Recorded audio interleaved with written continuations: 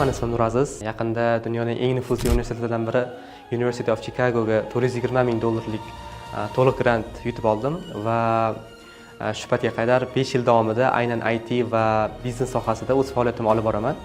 O'zimni loyihalarimdan biri Robocantiz loyihasi hozirga qadar 190 mingdan ortiq foydalanuvchiga ega va O'rta Osiyodagi eng katta algoritmlash platformasi bo'lib turibdi. Bugun sizlar bilan innovatsion fikrlash haqida gaplashib o'tamiz.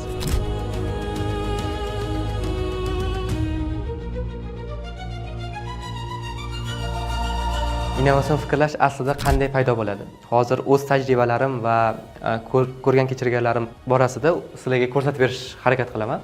Aynan nimalar kerakligini. Hop, birinchi o'rinda eng muhim narsalardan biri bu muhit. Hop, nima uchun buni aytyapman? Sababi siz agar xato muhitda bo'lsangiz, sizda ming katta potensial bo'lsa ham, juda ko'p o'qisangiz ham, ana shu muhit sizni orqaga tortib ketaveradi.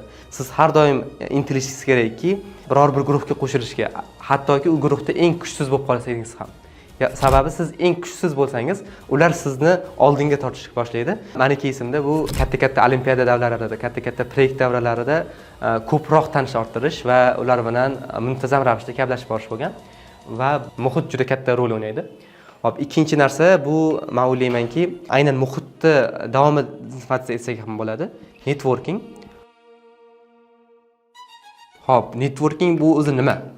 Networking iloji boricha ko'proq odamlar bilan tanishib, motivatsiya olish desak ham bo'ladi va ularni to'g'ri yo'lda ishlatish. To'g'ri yo'lda ishlash deganda nimani nazarda tutyapman? Ular bilan katta-katta proyektlar qatnashish. Ya'ni ular qatnashayotganda siz qolib ketmaysiz, siz qatnashayotganingizda ular qolib ketmaydi. Har doim birga yurasizlar. Uchinchi narsa bizda bilim.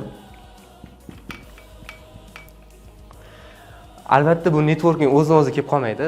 Siz o'z xarakteringizni, bilimingizni biror bir davraga borib ko'rsatganingizdan keyin odamlar siz bilan ko'proq gaplashishni xohlaydi. Boshida agar hech qanaqa natijaga erishmagan bo'lsangiz ham, xulq-atvoringiz bilan, o'sha xarizma deydi buni, o'zingizni liderlik xarizmangiz bilan juda ko'p odamlar bilan tanishishga ulgurishingiz mumkin. Bilim deganda o'z sohangizdagi bilim va umumiy fikrlashni oshiradigan bilimlar ham kirib ketadi.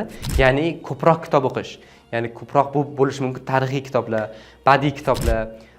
Aynan o'zim juda ko'p kitob o'qishni yaxshi ko'raman. Bu o'zimni eng yaxshi ko'rgan hobbilarimdan bittasi. Va shaxmat o'ynayman.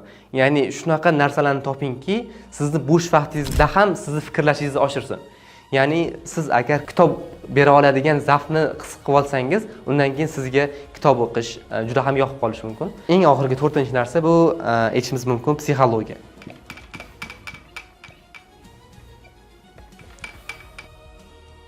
Psixologiya deganda har doim yutqizsangiz ham tushkunlikka tushib qolmaslik. Masalan, hozir sizlarga yutug'im aytdim, lekin ishoninglar, yuzlab olimpiadalar bor, aynan men yuta olmaganim. Ya'ni yuta olmagandan ham qanaqa yuta olmaganman?